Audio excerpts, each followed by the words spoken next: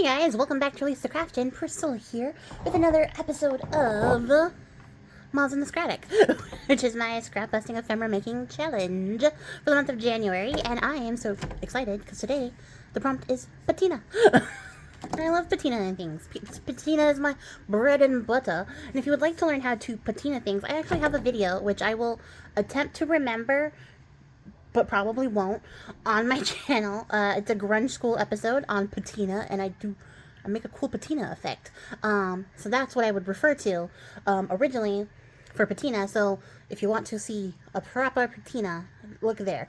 If you would like to see whatever the heck we're doing here, stay tuned, because I decided I wanted to do something different. Because what I have is this, obviously I sprayed on it quite a bit.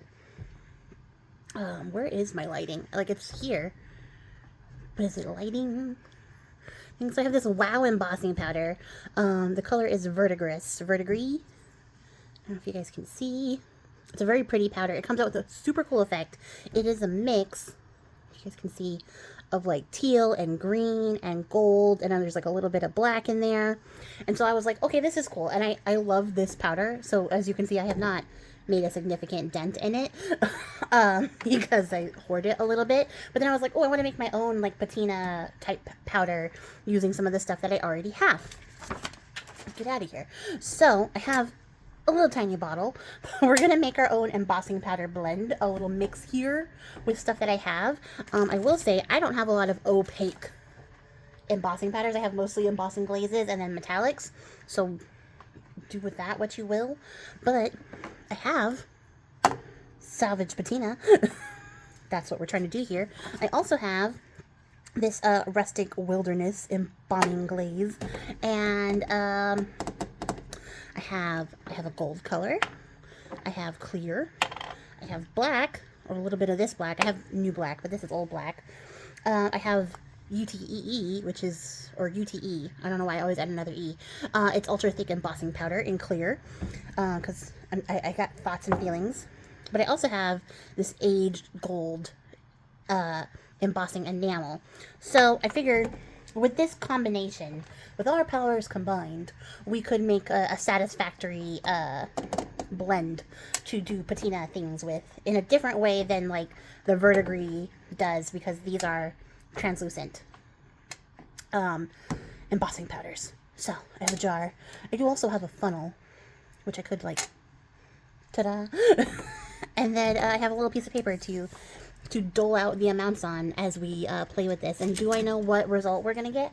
I don't, but I like making my own blends with embossing powder, and then I like mixing things and seeing what happens. As you guys know, I've been using that gold and silver mix because I accidentally dumped a bunch of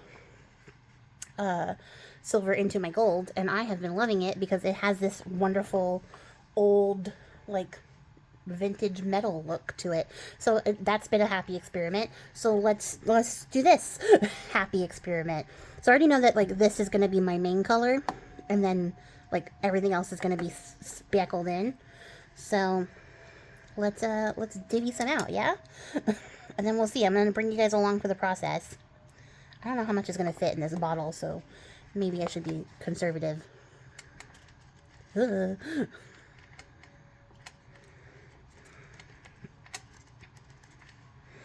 Okay, so that is like almost half of the bottle. So I think that's a good base to start with.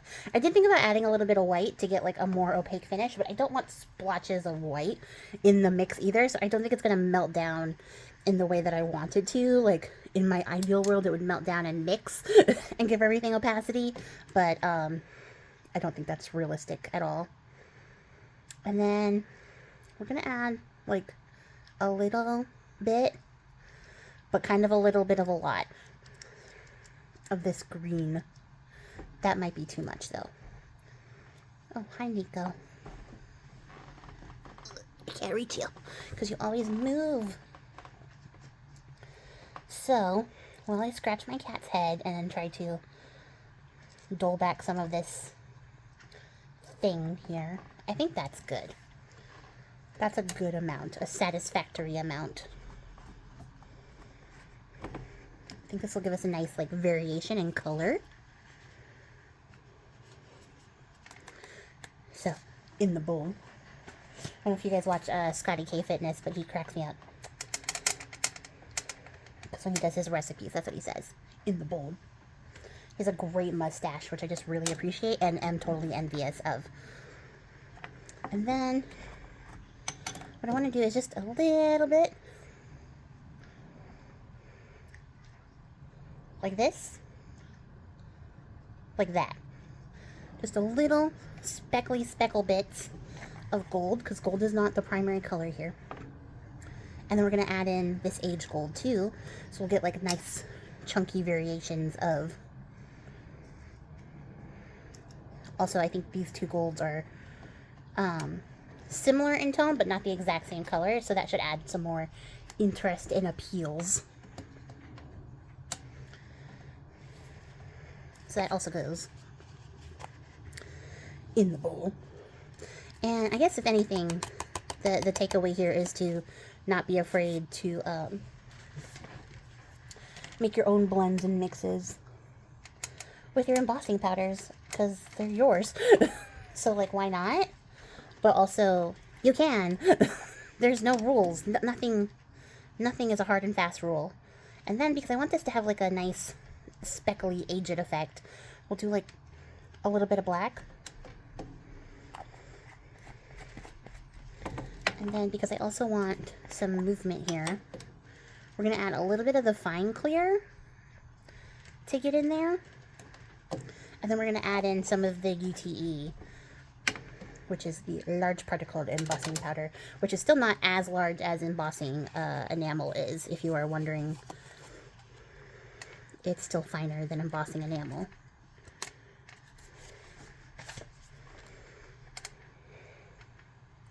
Okay. So there's that. And then I'll add a little bit of this in. Ooh, it's so full.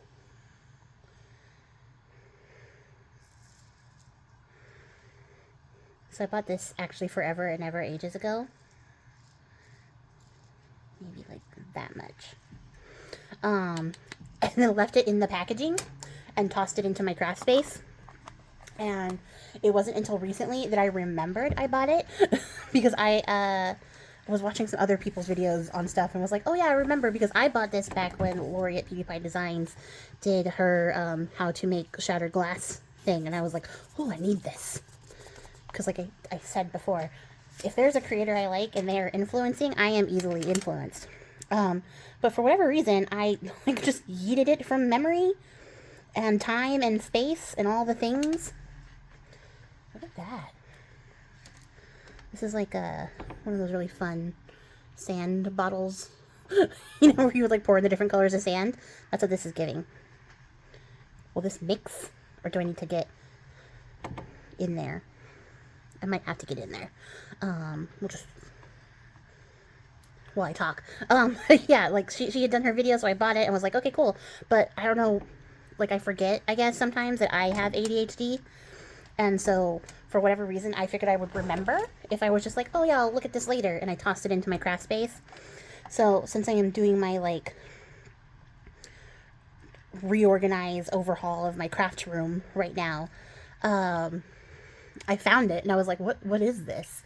But that wasn't until, because I was going to order it again, because the instance to make shattered glass came back up, and I was like, oh, I got to do a video on how you do that to share it to more people.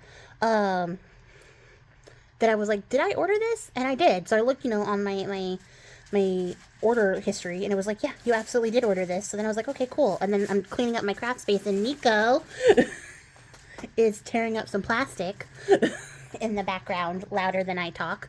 I need to go play with her, I think is the takeaway here. She thinks she's bored.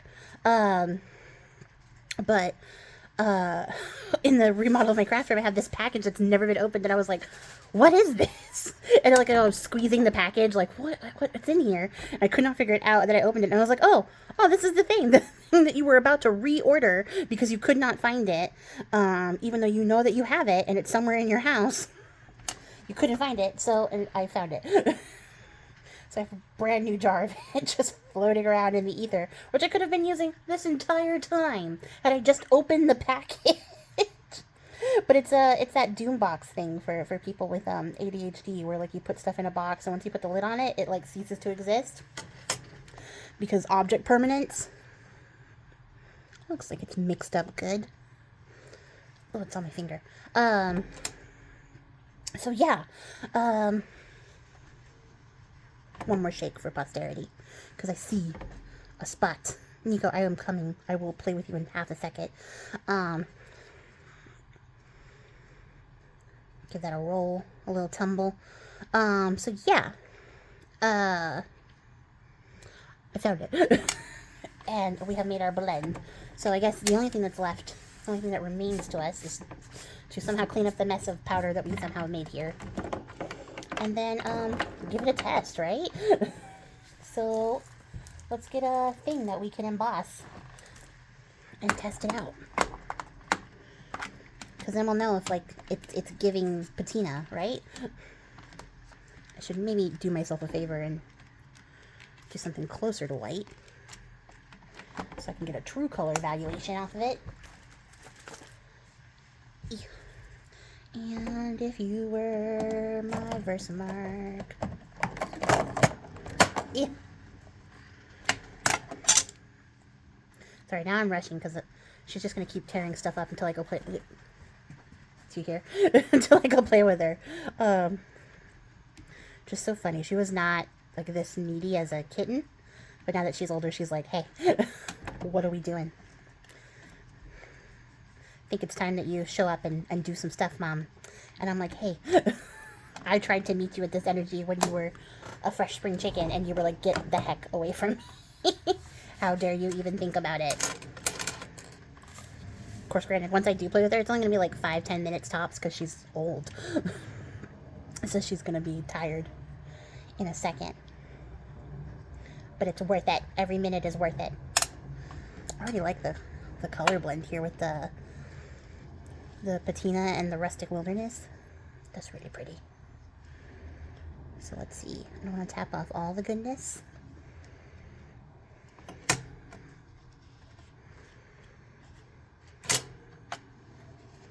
Thank God for tiny funnels, yeah?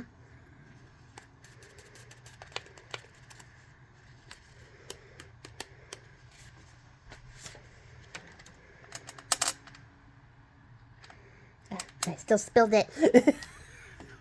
Still less of a mess than I would have normally made. Here we go.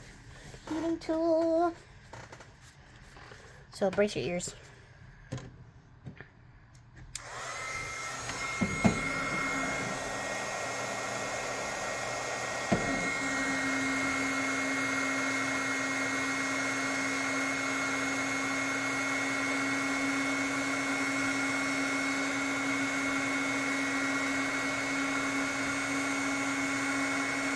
Oh, buddy.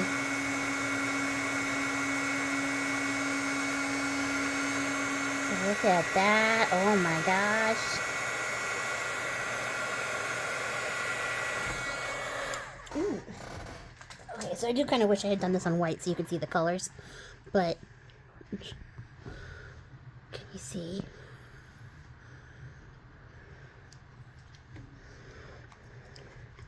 I actually really love this.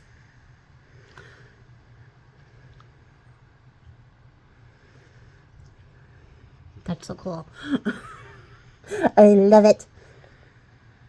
So all of the colors and stuff are floating in the clear. So essentially what I've done is make like a patina glaze. I could probably go back in and add more color as I use some of this down, because I think it's a little too clear, maybe. But we need a piece on white paper.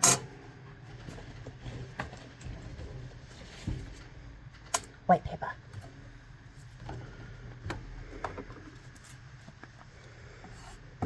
Ew. What were they doing with this? Oh, it was the gilding one. That's why it's all grungy gross. It's fine. I'll figure it out. Because it's got, oh geez, it's got a lot of that brown that I picked up from the foil flakes. Because I was like grinding it in there. That's what I get for not being careful with my stuff. But it's a pretty metallic underneath it all. But we'll do it. It won't make a difference to the process. I want you guys to see the colors, because that's what we've done here. Because I don't have a lot of opaques. Maybe this year I'll change that and get more opaques so that I can make opaque color blends. I mean, I don't have to get all the way up to the edge, but it bothers me.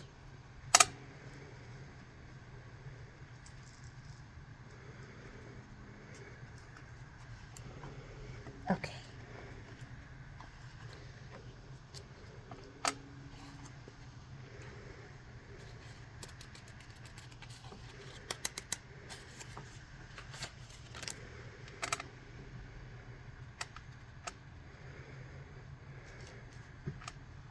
I made a little bit more space so I can add a little bit more color in there, which I think is what I'm going to do.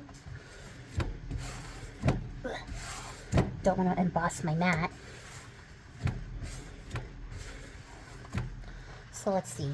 Let's see what the true colors look like.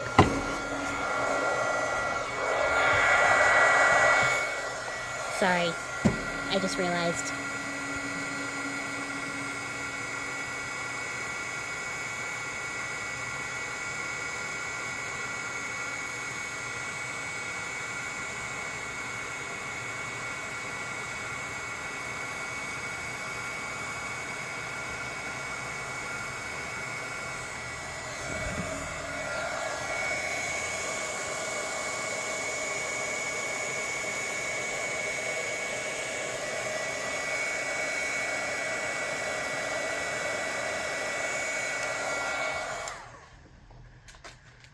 Okay, look at that.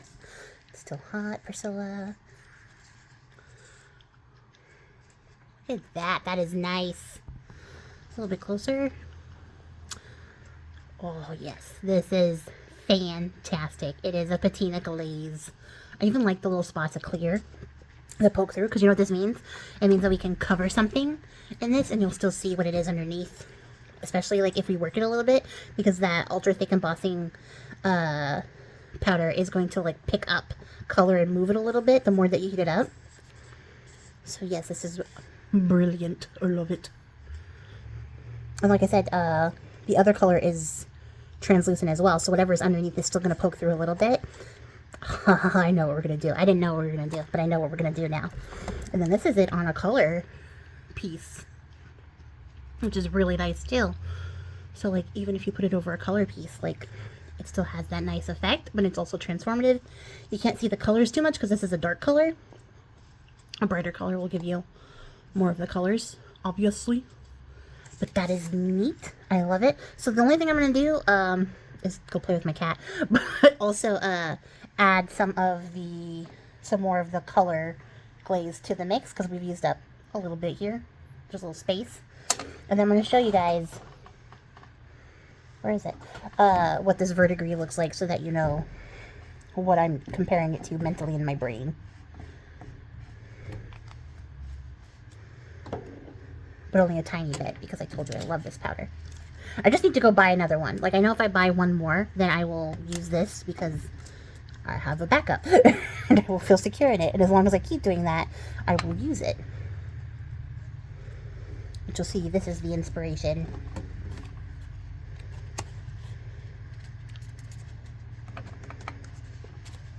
I don't have to heat this one from the bottom because these are all the same size particles. I heat the other one from the bottom because the embossing and enamel in particular will just fly off. So that's those big chunky pieces of gold. They will just fly right off. And then it also works with the ultra thick too, to keep them from flying away.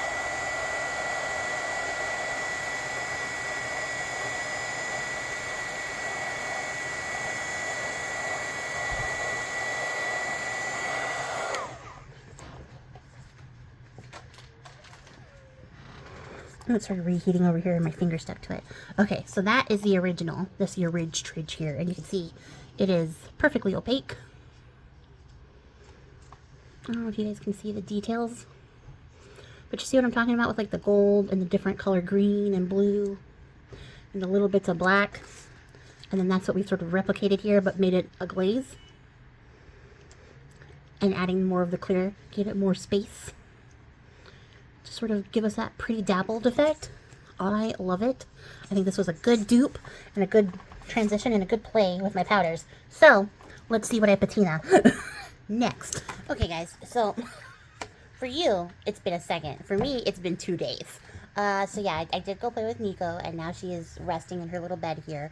I wasn't doing that for the entirety of the 2 days, but, you know, what I did do was go dig into my little solid scrap bin there and pull out 3 of these, because they're already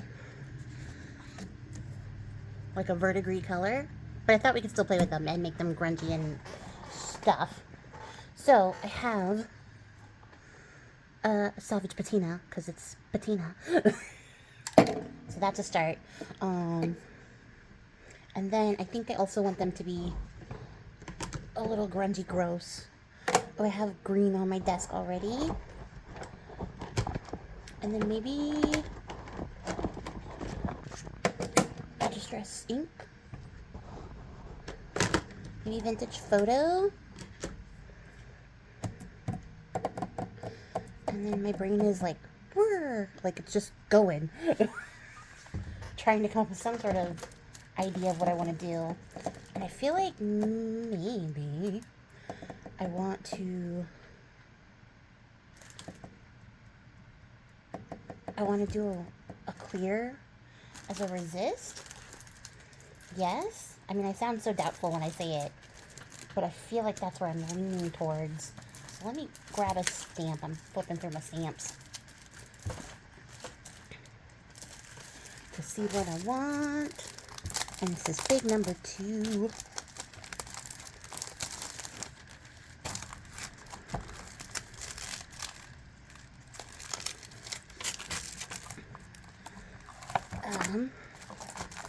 I will say, in the time that I have had, the challenge has started, everything is up, everything's cool, everything's running, I'm watching people submit stuff. I need a bigger stamping block, look at that. That's the most important part, the little grungy top bit. And I'm just, like, really overwhelmed by the response. I don't know, like, where all of you guys came from, but welcome. I got a bunch of new people here, so hey, hi. Welcome to the channel. I'm glad that you guys are here. I'm glad that you found me. Because yeah, it's just so exciting, and I don't even know what to make of it. And then yeah, I don't know how much of this will be visible by the end, but hey, we'll figure it out together, right? Yeah.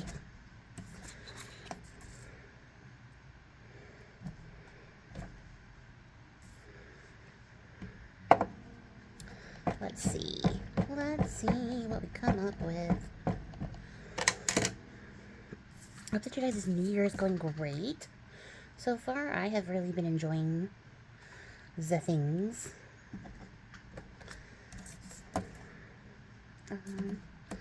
Why not? That's to start with. Get rid of that. Come over here. The lids for things and stuff and things. And then a piece of paper.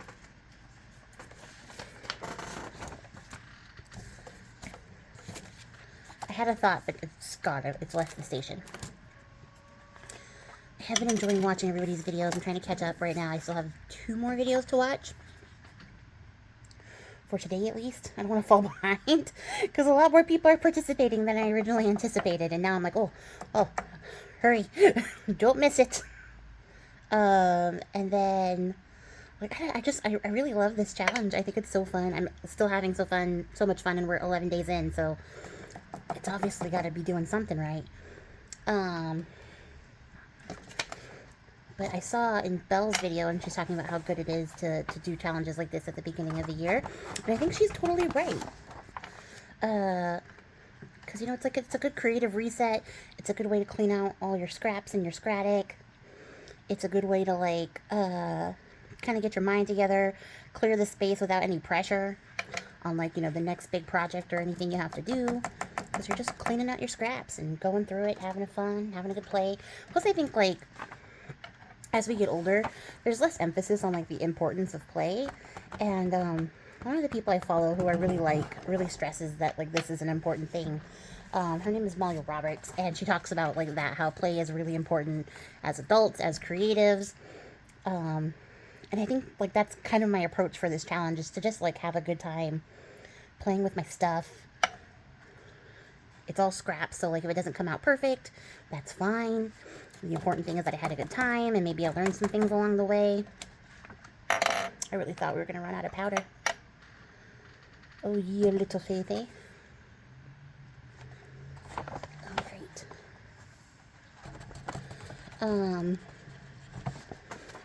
And I think, like, honestly, after, like, all the stress and hullabaloo of the holidays, like, it's just good to have, like, a fun, creative play. Honestly. Okay, brace your ears, because my editor thing doesn't let me mute sound for stuff, so brace your ears.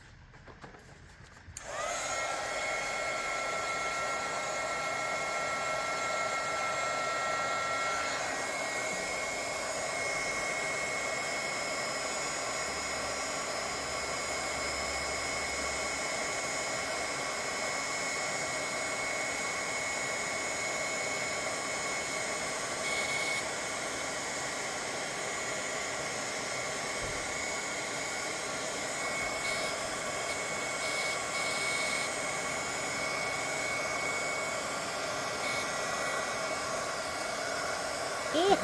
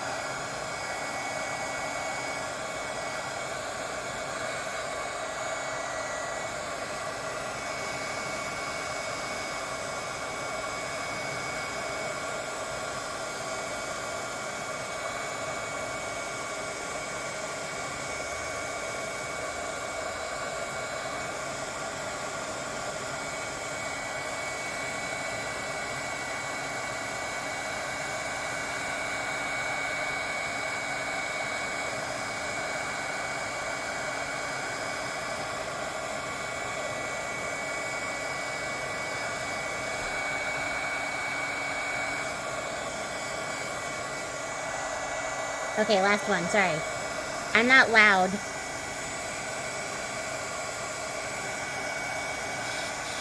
I don't want to shout over this.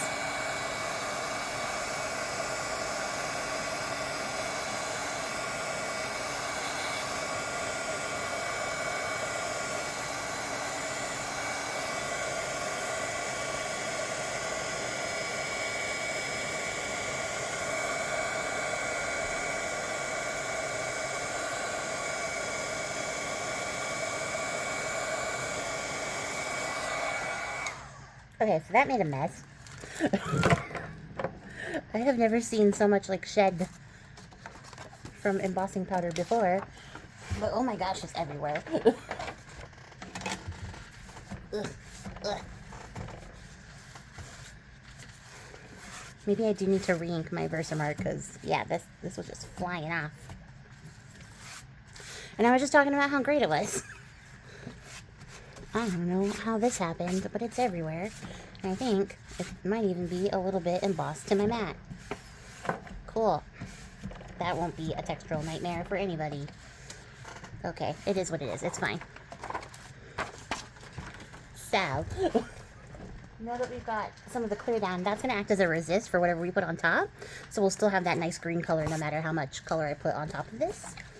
And then let's get some color on here, but I don't want little fragments of embossing powder in my ink pads. Okay. What a weird, wicked way to make a mess. So, distress ink down first.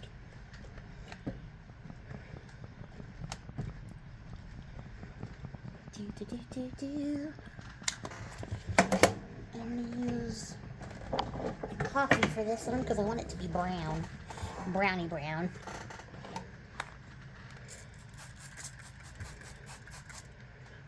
I'll just pick that up. Ew, already so good. And you can kind of see, I don't know if it's in focus, you can kind of see where it's already starting to resist that clear, which is cool. It is the desired effect. Oh, that's a nice big old stain.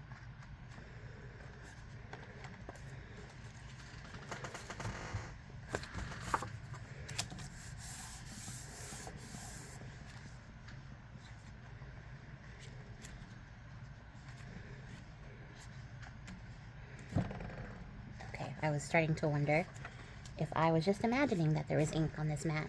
There we go.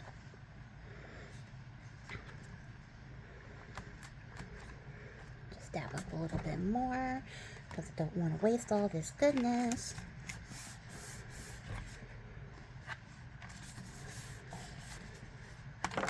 I still don't know what I'm going to make with all this stuff. Like, I'm going to have all this ephemera at the end. I have no idea what I'm going to do with it. If I'm going to make it into a journal or maybe like an ephemera pack or something. I don't know. But I'll have it. Which I guess is cool. Have it ready to go. I am glad that I'm theming it all the same because like I said, I'm watching Belle's video. I literally stopped watching it to start recording. So, I just listened to her talk about this, but, I have the same problem Belle has, where I can't just, like, make random stuff for things. It has to go to someplace. I need it to go somewhere. I want it to go somewhere with, like, a passion. I want it to have a home. That is such a rounded splot, but okay. And it actually, like, really upsets me to have, like, random things just sitting around, because then I don't know where they're gonna go. And I could make one of those, like, catch-all, like, commonplace type books, but they just don't, like, appeal that much to me. They're not my style. So, I don't know what to do with random stuff. So at least, like, if it's on theme, I think Belle has the right idea of this. If it's all, like, one theme, then at least I know that, like, it has a destination eventually, because it has, like, a grouping, you know? Like, I could be like, all of this goes together. Therefore, ergo, it has a place to go. Whereas, like, when it was just like, here's a random piece and here's a random piece, it doesn't have a home, and that stresses me out.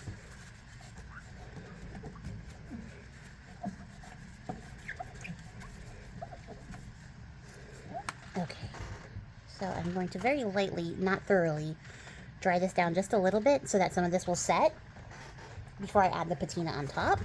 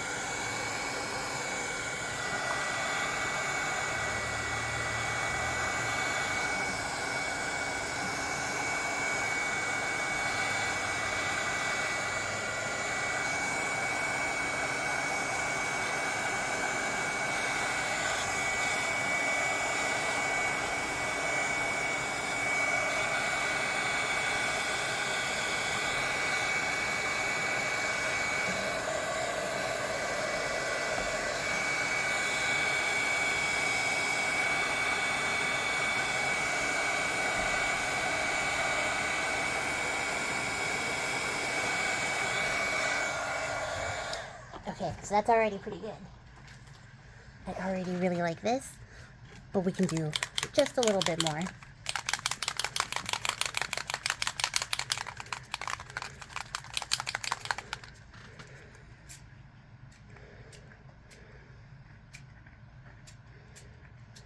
Yes.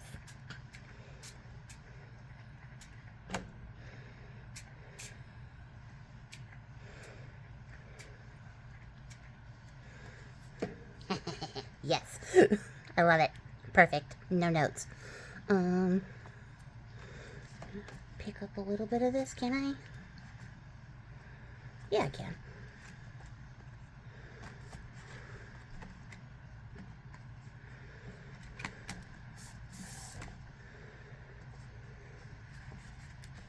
Or maybe I can't. Like, maybe it's just an illusion.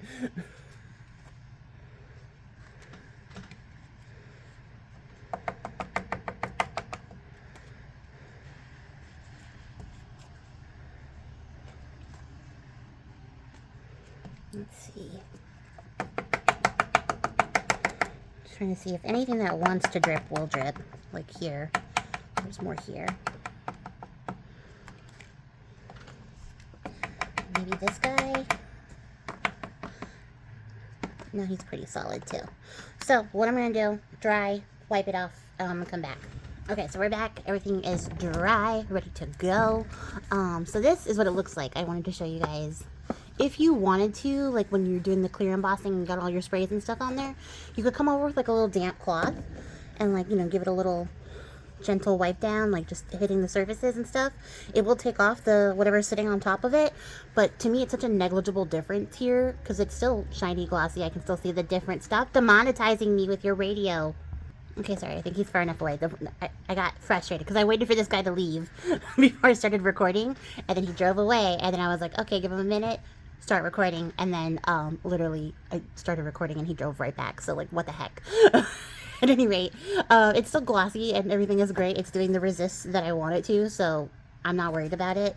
But I will say, if you are heating this up with your heat tool to dry it, just be aware that the more time you spend on your embossing glaze, you are going to continue to melt it, and it's going to continue to go in there. So you can see it started to, it's not glossy in this area right here because it started to melt into the paper and also burn a little bit. So those inks are like soaking into the embossing glaze as it's sinking into the paper and burning, which gives you a totally different effect, because now it looks like I stamped this with like a dark ink and I didn't. That's just burnt distress ink and embossing powder, which is also a very cool effect, but not this effect. So just, you know, be aware that that's the difference you're gonna get if you overheat your stuff. I'm not upset about it. I actually like the way it looks. So we're gonna continue on. So I got a little script stamp, and I'm going to get my gray ink and like knock over my glue. Just gonna knock over everything. And slide my mat at weird angles. So for me, I got this gray because I really like the color gray, but also because like I like the secondary impression that you get when you like stamp a black ink onto like something else and then stamp it back on. How did I miss you?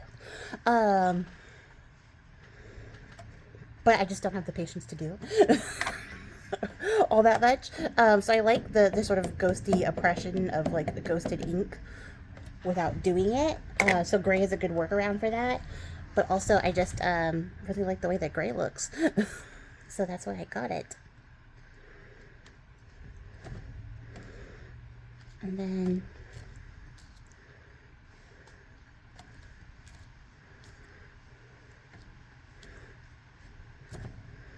just trying to like add some visual interest to this.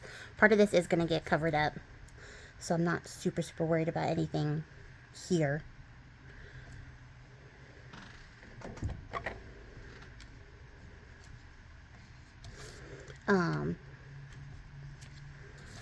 One side won't be covered up though, so I guess with a little bit of worry, just not a lot of bit of worries.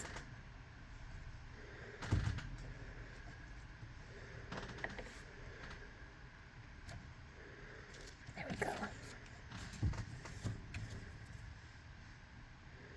Oh wait. Okay. Do you see, like, it gives like a nice ghosty ink effect without having to be all like stamp on, stamp off, stamp on, stamp off. Not that like there's anything wrong with that, I'm just lazy.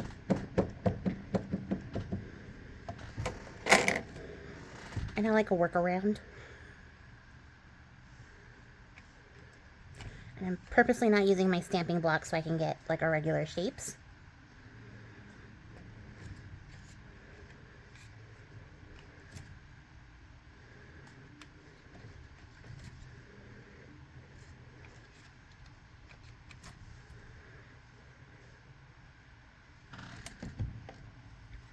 And let's see, I need a new chair. This one makes so much noise.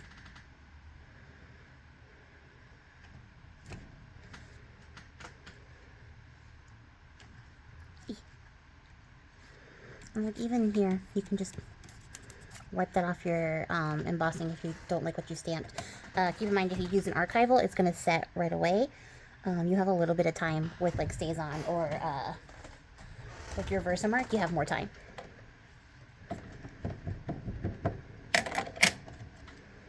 This one just has a big ol' empty space.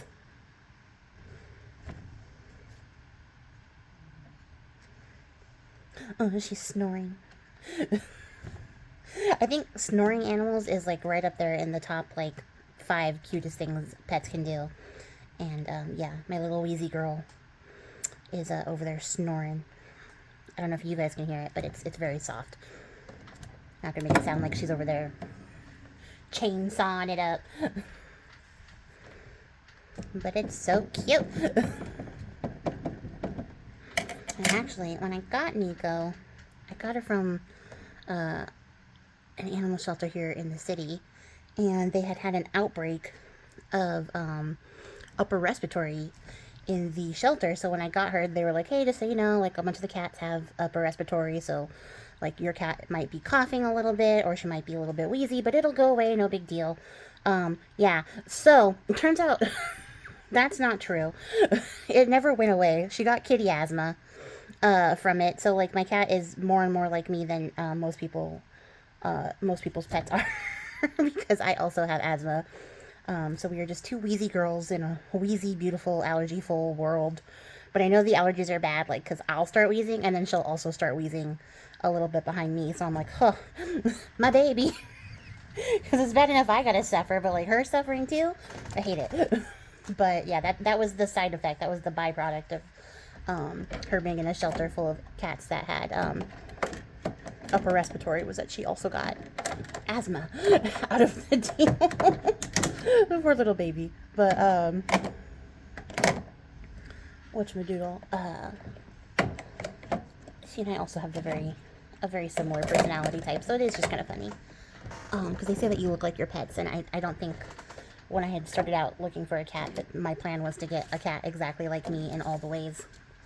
So, we have this. This is our base. What we need to do is score it in half. Because I'm making a banner thingy.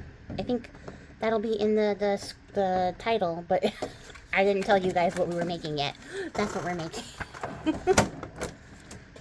So let's see. How big are these? Oh, they're 8.5. That makes it so easy and straightforward. So 4.25. Would it have been easier to do this first before I embossed it and everything? Yeah.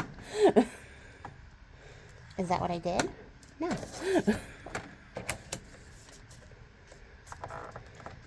4.25. I mean, scoring through embossing powder is not my favorite sensation, but it's possible.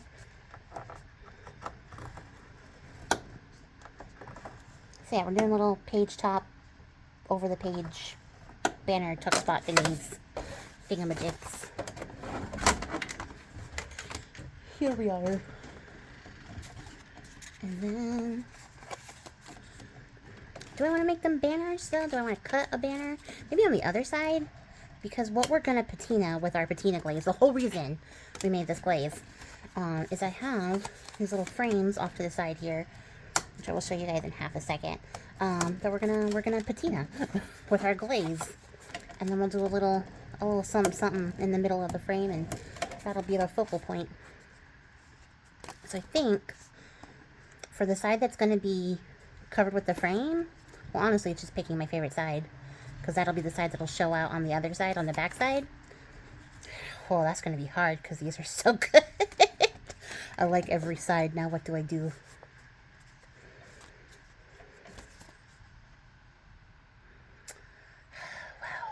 well, well, well. What a sticky wicket we have here. Oh, that's just genuinely so good. Okay, so I'm okay covering up these two sides. That didn't hurt me, but this one hurts me a little bit because I like both sides.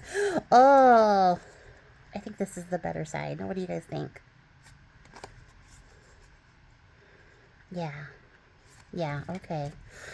Whew. I feel like I'm just giving up on my child here. Being like, sorry, I have to pick a favorite one. And it's not you. You didn't make the cut. Ugh. So, yeah, I have these little paper frames, which I got off, like, AliExpress forever and a day ago. And they're little daguerreotype frames, which is cool, because I've been obsessed with those. But don't they look great? Already? They would be so cool already. Like, that's what I'm thinking here, you know? Like, yeah, but we're gonna make them patinaed. Because that's the prompt, and we made that glaze, so we're gonna use it. Like, we didn't make it for nothing. I'm gonna use my dauber as opposed to my stamp pad, because I don't know what's going on with that. But I don't want all of our cool mix to just come flying off of here either. Where's my dauber? No, there it is. I lost sight of it for a second. Wait, before we do that, I want to ink these up. I want to make sure that they're distressed before we start. I'm going to use scorched timber because that's what I've been using for everything. Scorched timber is my favorite brown of the browns. I don't know why. It's a nice neutral brown, maybe? Maybe that's why, because it's a nice neutral brown. Whereas, like, vintage photo is, like, more of a reddish brown. And then, like, tea dye is, like, a orangey brown.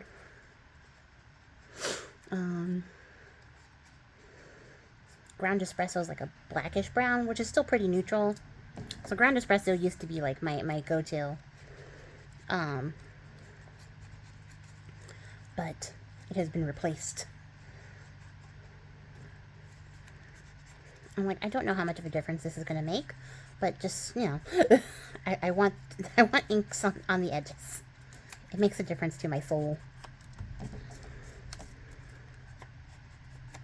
Because I feel like it's one of those things, like, if I don't do it, once I finish the project, it'll be something I notice immediately, where I'm like, oh, should have done that.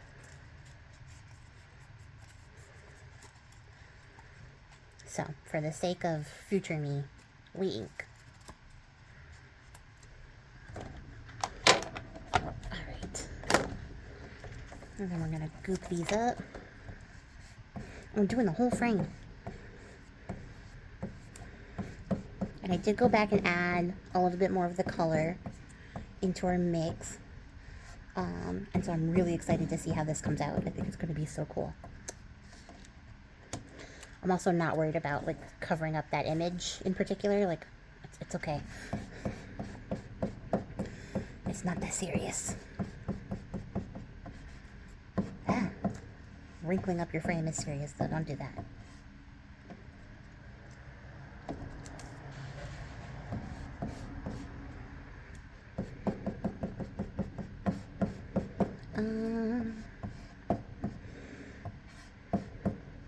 Okay.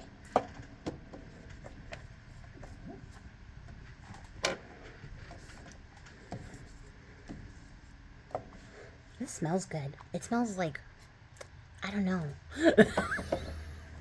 I feel like I got something other than gilding flakes on it because it smells like cinnamony to me, but my sense of smell is not to be trusted. So who knows? It just smells good is all I know, and like that's really all I can ask for.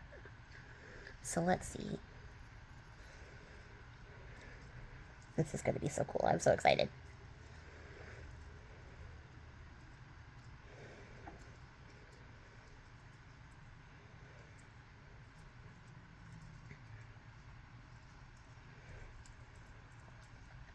Oh my gosh. I hope that you guys are having fun playing with your embossing powders and stuff too. And if you haven't, like, gone to make your own mixes already, I hope you do. I hope you try it out. Because it is just so fun.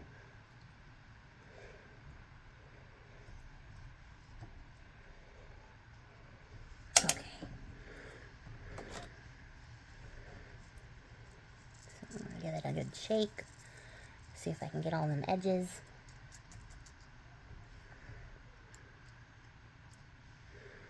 And sit there.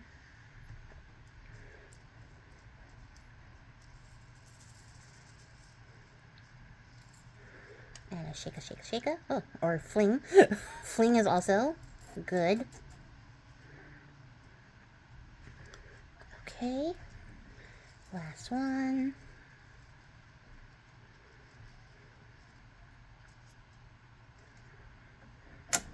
Okay. So let's see. Do I trust this paper to be narrow enough to go back in this little tiny bottle? I think I do. The question is, do I trust myself? And yeah, I think I do.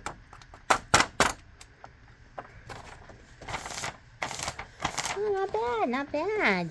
Here I thought we were going to make a huge dent in our supply, but oh, we still have a good deal left. So then, we heat. And I'm going to do one on camera for you guys. I'm going to do the rest off camera because it's loud and takes a long time. But we're going to start from the bottom.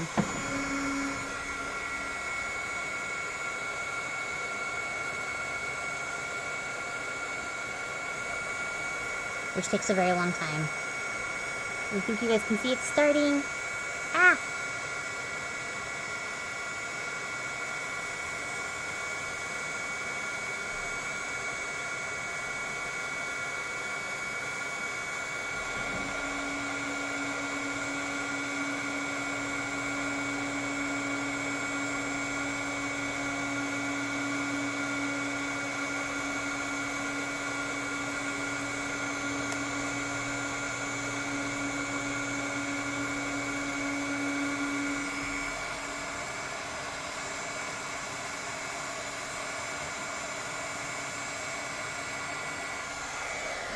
Okay.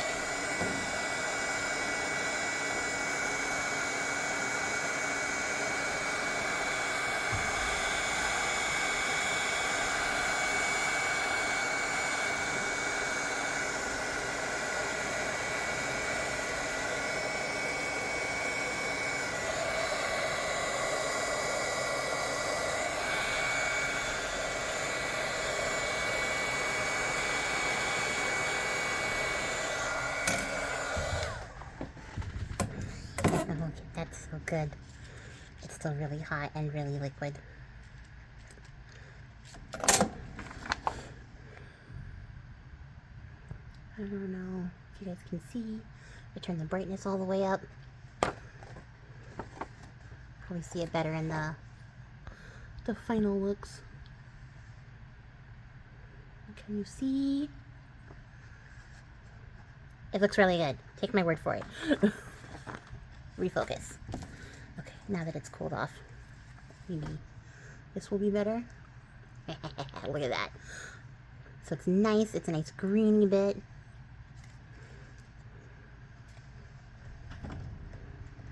Trying to get better lighting. There we go. I was thinking of getting one of those like arc lights that go over your whole like work surface. You know, it's like a big old arc.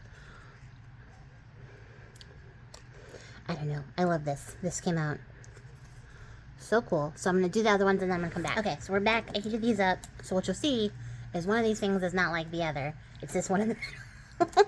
And here's what happened. This was the first one we did, right? And then I was like, what if, as a menace, I decide to go back with another layer of the ultra thick embossing powder, this stuff here. I went over that, and then it did something really cool, which was it brought a lot of depth, and then it also brought the pattern of the frame, which you can kind of see still in there. It brought it up to the forefront a lot more, but to do that, it sacrificed a lot of the fun, like gold flecks and stuff, so there was barely any gold left, and then the color was like a little bit muted, so I was like, well, I don't like that either. So then I went back over that again with our mix on top of that, and ended up with this result, which is a much deeper colored sort of thing. But it still has all the depth in it that I saw the first time, because you can see that there's like, you can't see, there's like layers to the powder. Like there's definitely stuff that's farther back than closer up. So that's cool. And so for comparisons, you can see the differences here in adding a little bit of extra dimension. So that's an option to pursue. I didn't do it for the other ones because I didn't think it was particularly necessary. I was more just sort of having a play here and getting a layer of embossing powder everywhere. I'm gonna need a box for embossing. I'm so tired of wiping up powder. So we got these, and these came out great. And like I said, because the color is translucent, we can still see the framework happening here. Even on this one, you can still see it, less so than the other ones, but it's still semi there. Here you can see it a lot better. I think two of these ones are brighter than this one, so that helped a lot.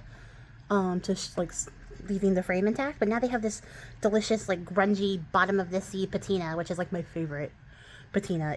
Is the like stuff that they have drug up from like salvage, and then it's like got all the nice crusty barnacle-y bits plus like the patina effect on it.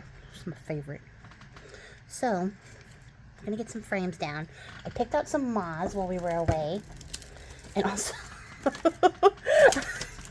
I like didn't even think about it when I started coming up with the name for this challenge, which was Moths in the Scratic. I wanted it to be called Scraptic because of scraps, right? But when you're an American, it doesn't sound the same. So I was talking to my friend Amethyst, who's Tiff, over at Amethyst Raven, and she was pronouncing it with her accent, and it was beautiful. It was lovely. It was everything I wanted it to sound like. And then I would say it, and it just sounded like butchery, right? So I was like, oh, this doesn't work, which is how we ended up on Scratic, because it sounds good with her accent and mine, and is pronounceable. So I was like, okay, great. But then I didn't even think about it. How I say moths and how other people say moths is different, until I watched Lori at PewDiePie Designs, her video, where she was talking about how they say moths, and we're over here saying moths. Didn't even think about that. I don't even think about having like a regional accent, to be honest, because I grew up on the west coast of the country and then moved to the middle, to the southern United States.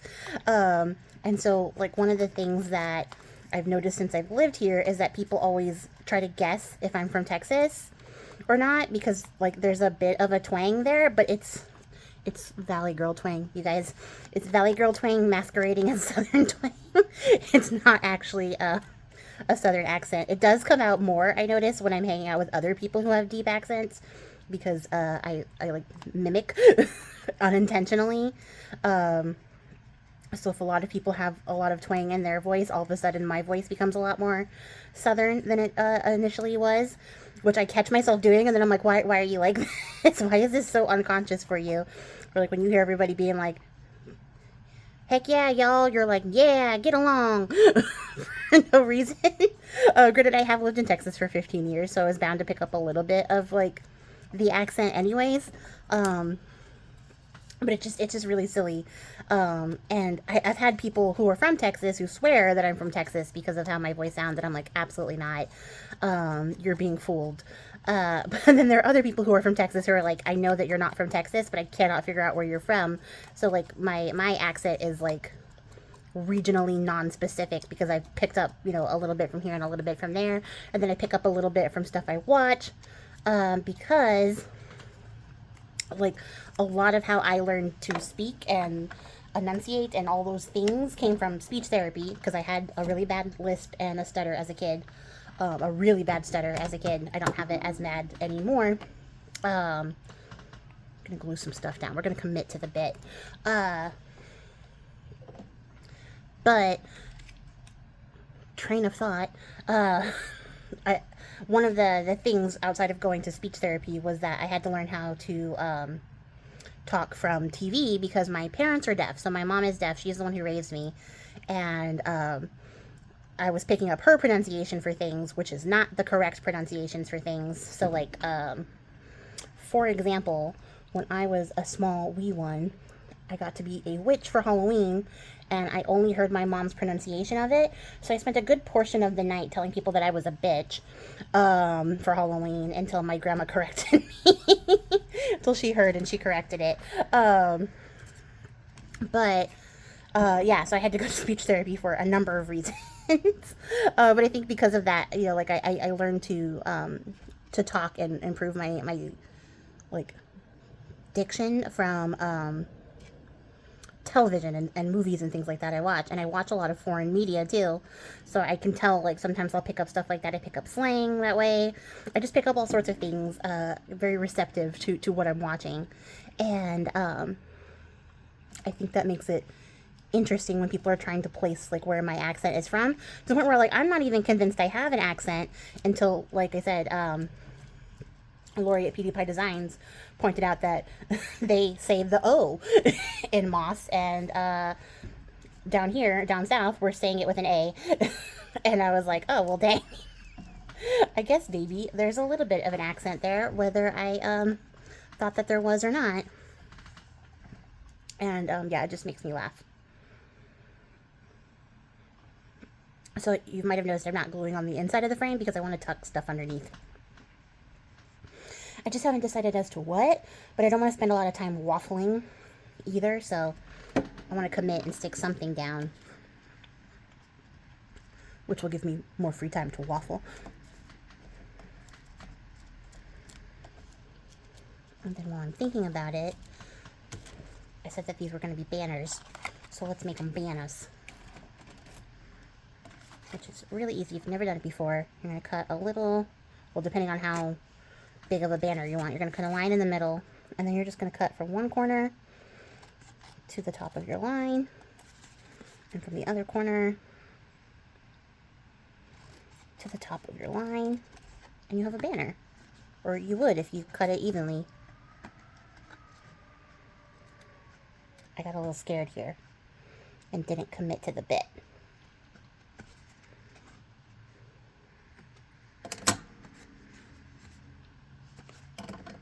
One more time. Okay, so don't get scaredy. Commit to the bit, and then you'll have a banner that's crookedy now. And you guys probably can't even tell. You're probably like, oh, looks fine. And I'm like, ah, horrible, awful, failure. So let's see. Oh, it hurts to cut into this piece because it's my favorite part of this, but it is what it is. I could have left them as like little cards, but I want them to be a banner.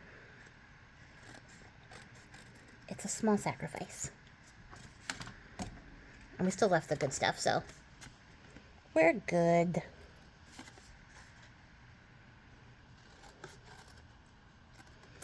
I'm having to think about content and stuff for the new year, stuff I want to do. And what I do have is a mountain stack of digitals from mostly from when I was running a design team, so I was making sure that everything was like getting printed out correctly and nicely before sending it out into the world. So I have a ton. I have a mountainous stack of digitals because I always print whatever I design, whether it be for Patreon or my shop.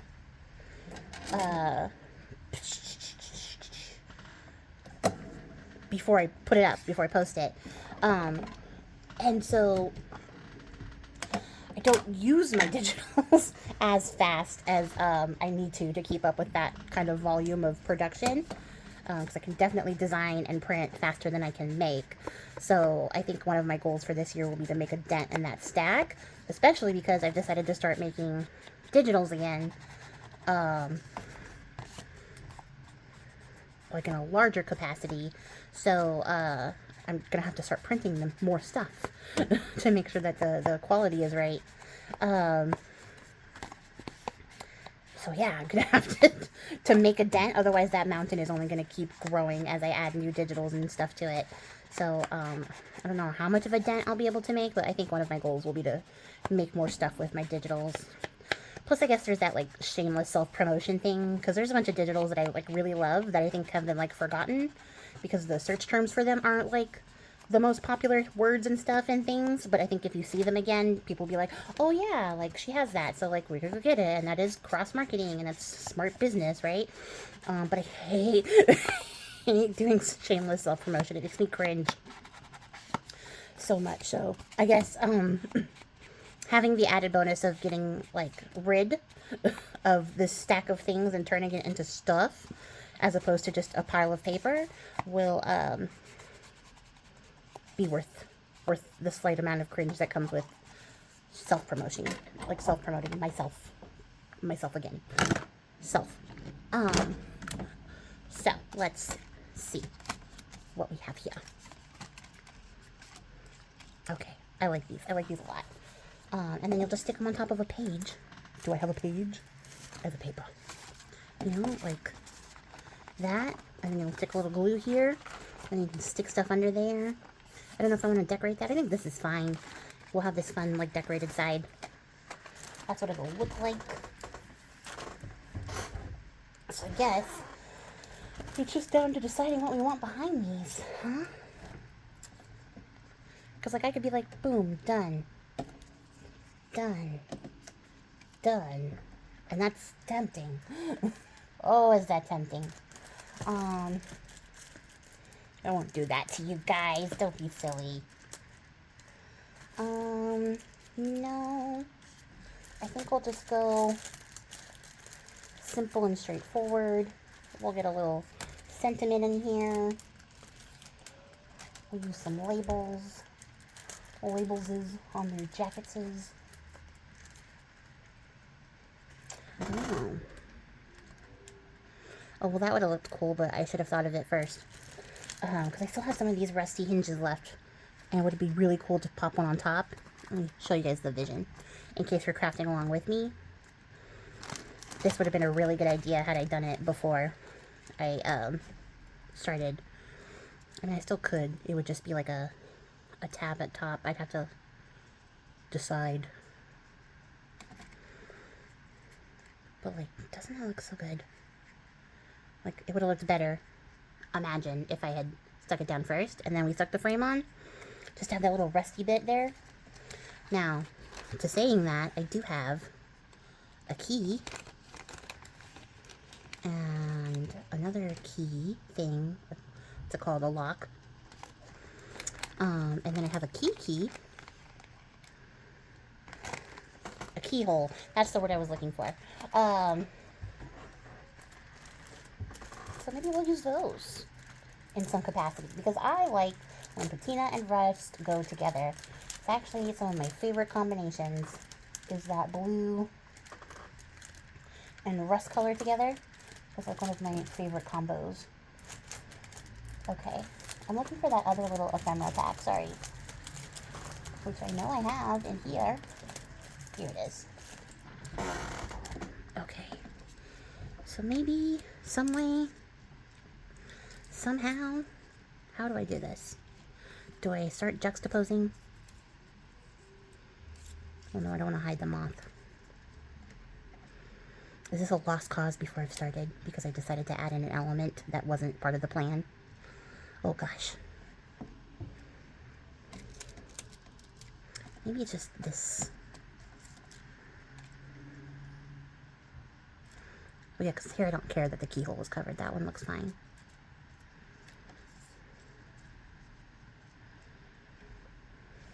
So let's see.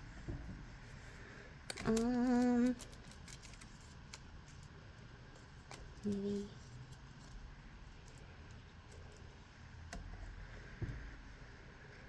And this one, I could.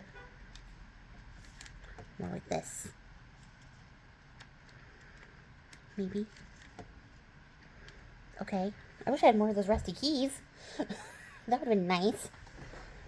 But we're off to a start. Let's think.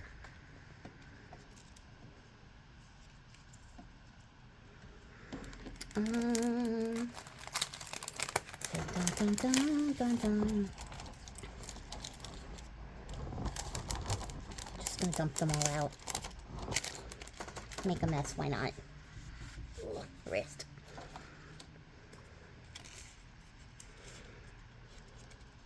Yeah. I guess there's also the question of how much do I want to cover, which is not a lot. Yeah. Just like a little bit, because these have paper on them. So I think this one needs more, not these ones necessarily. Let me see here. This is kind of a big piece. I could...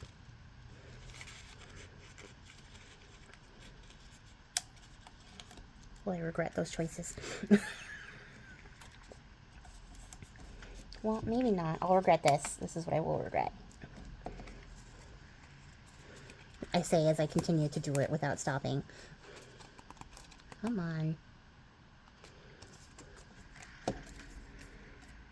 You know what, though? It works. It does work. Okay, okay. I don't hate it. I don't hate it. Well, now I'm just wondering if I should just fill the window. Maybe that's what's, like, throwing me off. Just fill the window.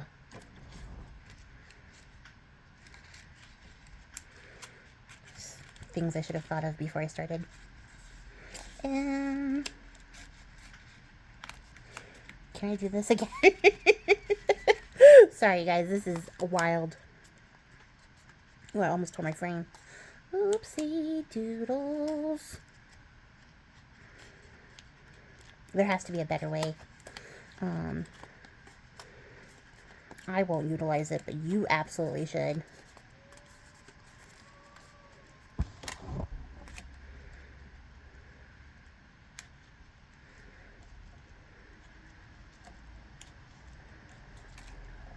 Okay. Yeah. Well, I don't understand why you lock in place. What are you stuck to? Imagination?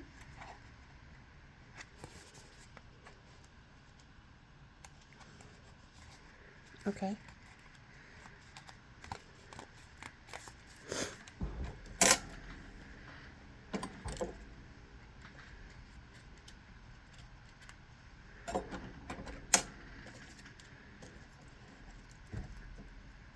This is so silly. But it works. Okay. Alright. Sorry, guys. I'm having a moment, obviously. Just the goofiest of goofy moments. I don't have anything else that's big. But I guess, technically, I don't have to cover the whole piece. Just the top and the bottom.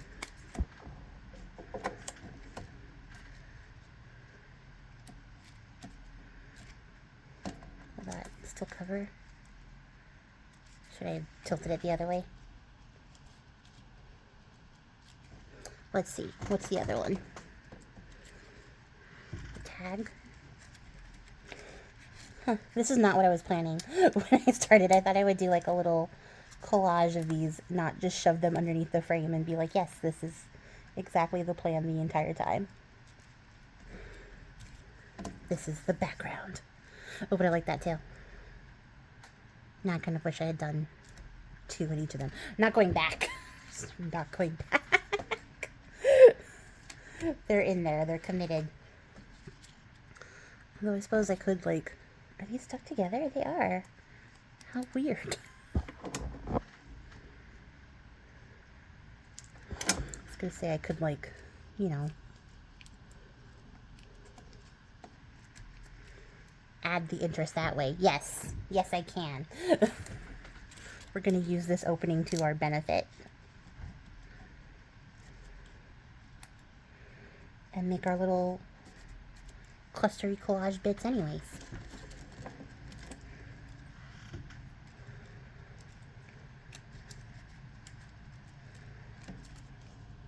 Yes, okay. I love it. I love it. I love it.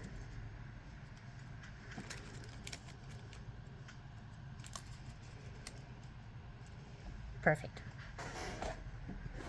And then I'm just gonna, like, hit up the edges while they're in here.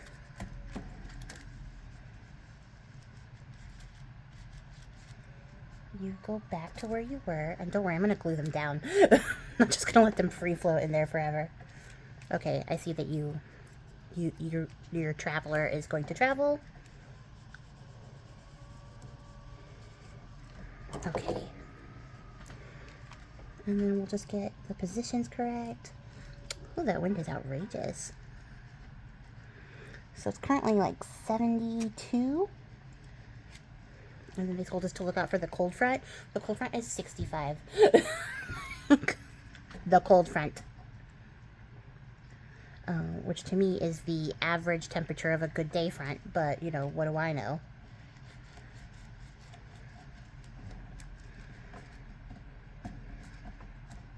Do it without smashing your frame.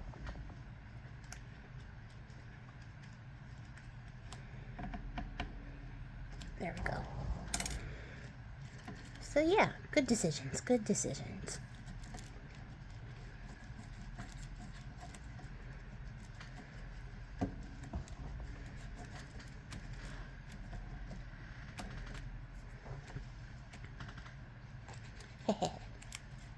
This is not what I planned at all.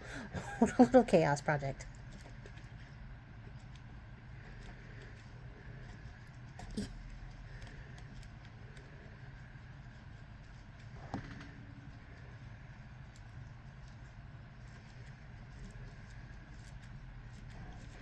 Okay, so happy with those.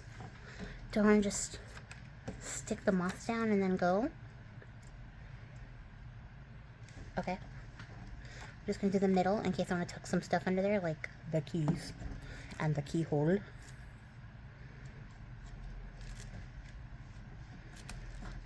Also, I just like that the wings are sticking up, so that works either way.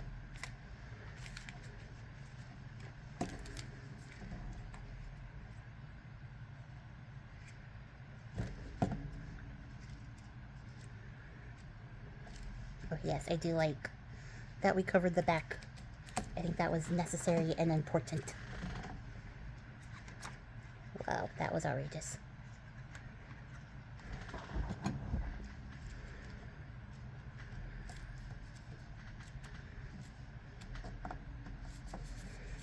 Okay. And then, because I'm tired of being precious about it, I'm gonna stick some stuff down.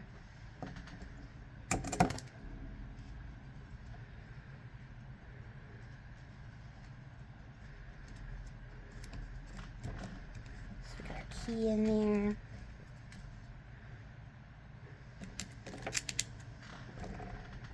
And got this guy. Yeah, no, I love that little bit of rust. This little bit, words are really hard. Little bit of rust in here.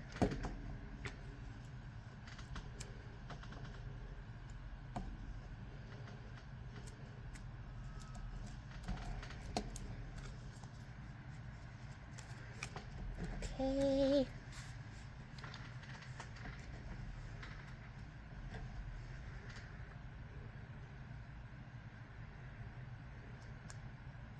And this last one, do on the other side, because I did all the other ones on the left.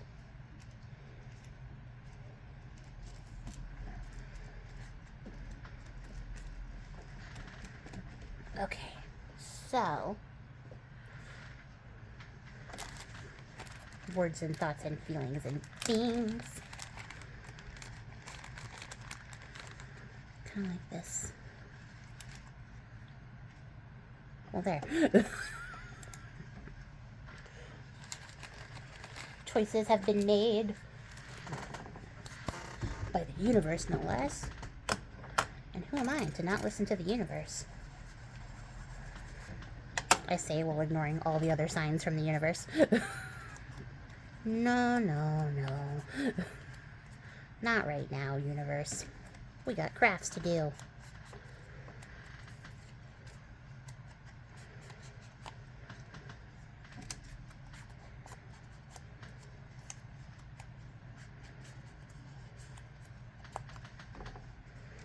Okay. Let's see. Had to get closer. I realize that I have been gradually sliding away from my desk, which is not helpful. So, I think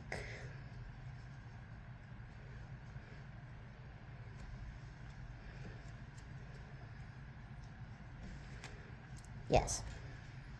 In fact, I don't even know if I want to add anything else to it. I mean, I'll look, of course, but I kind of like this. As we have it. Be centered, though.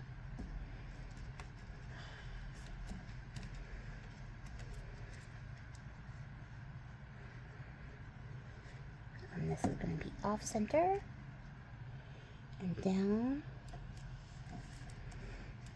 Oh, this frame's came out so good. This paper is so nice. I love how this looks. Love, love, love. In love. What did I say over here?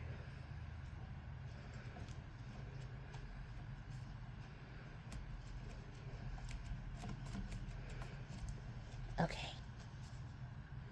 So like that. This does have a bunch of blank space though. So let's get these little guys out here to do some work. Just been living here rent free.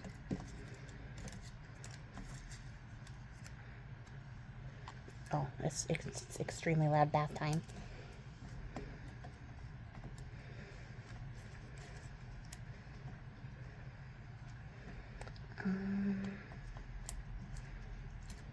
Is there like a little, ooh. Yes, okay. And then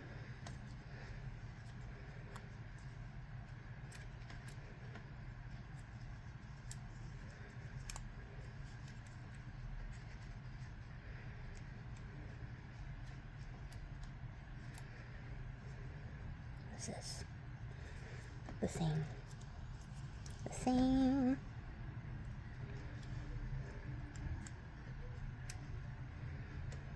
Okay.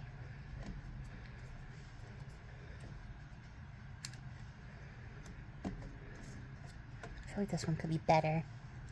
So maybe we'll perhaps revisit it in half a second in 2 shakes.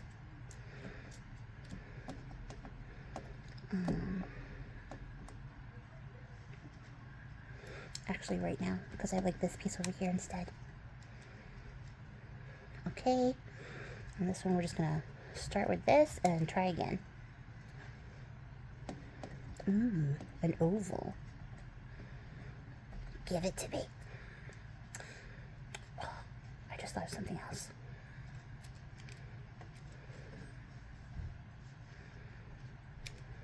Okay. And then we ink. So silly. There's so many little steps, but it's so rewarding at the end. Like, the final result is always worth it. I never regret all the little steps, but I'm always like, oh, okay. All right, here we go.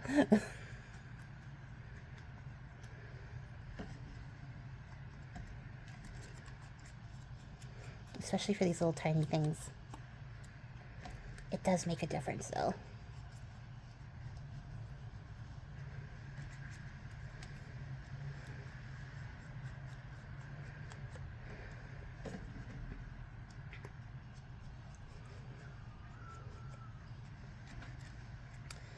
All right. So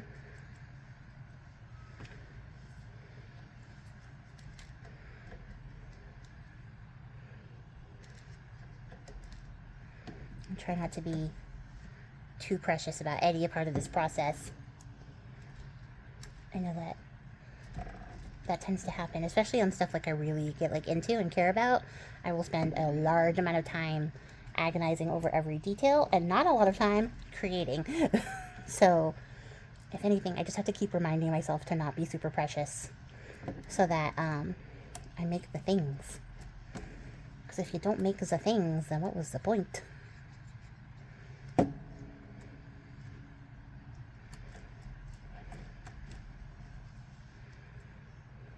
I don't remember if that's how that was, but that's how that is.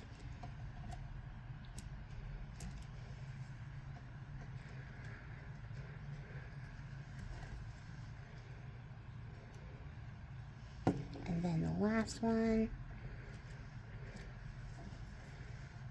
And now I'm wondering if they need a greenery, like a leafy bit. So I want to look. I want to look and see if that's what they need.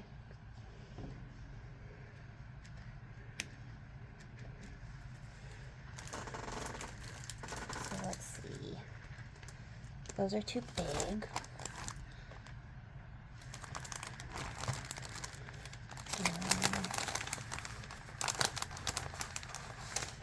Maybe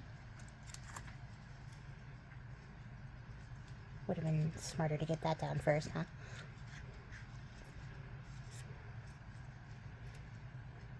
These might be too big as well. Although, kind of like that.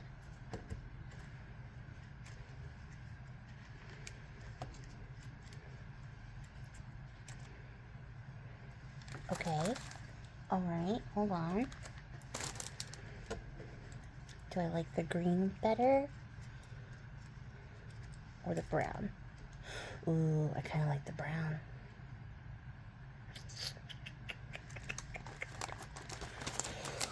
Well, not that one though, because that one's super big. But I also kind of like the green. Let me look in the camera. What am I seeing? Ooh, I think I know.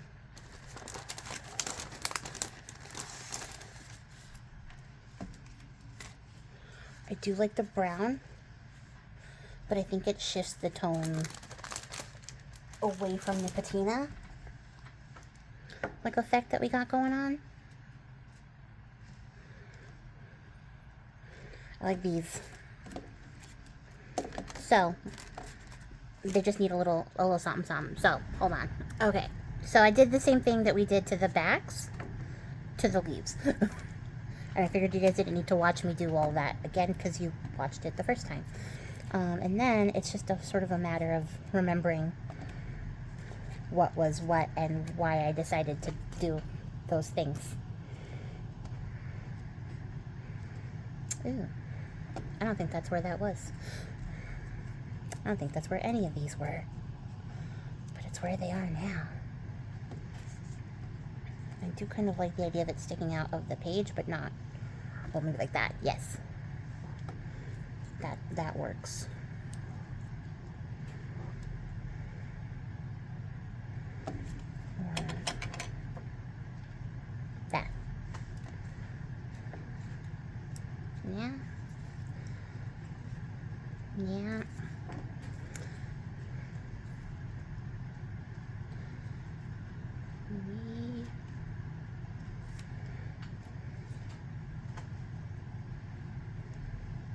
No. Silly, goofy. Oh, but wait. How far under here can I get? Not far enough. Hold on. I kinda do, but I kinda don't, because it's covering up just that bottom of the moth. So, do I just cut the butt off? I think I do. I think that works. So cut the butt off. And let's get some glue in there. Figure out where it's going. Also, get some more glue there. And a lot more glue here, apparently. Because we're fighting for our lives now. Okay.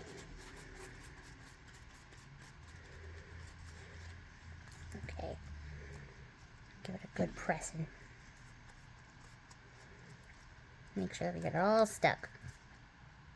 Got it. That's good.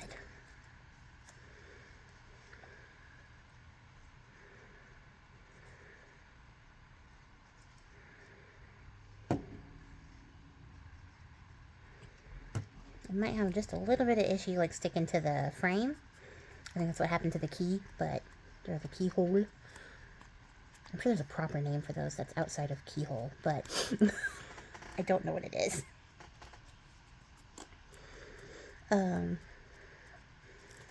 But it should work. Oh, I have to sneeze. Oh gosh. Can we finish before I have to sneeze?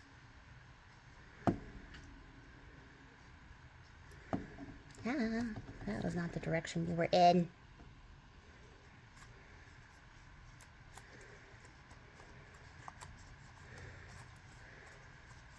Okay, yeah, so that's the thing. We made the thing. We made a patina thing. And I am very, very happy with how this came out. This looks so good. So let's get up close and see what's going on. Okay, is this close enough? Can you see those fabulous details? Our little grungy frame, our patinaed paper, our little banner spot. It might even be fun to just glue it on this side and then make this like a flip up on the other page so you could journal something here. That would be fun too. We add like a little piece of paper here to cover up a little bit of this drippy mess, but otherwise I don't really care about it. Either way, it would be cool. So many cool details. Our embossing resist. Love it.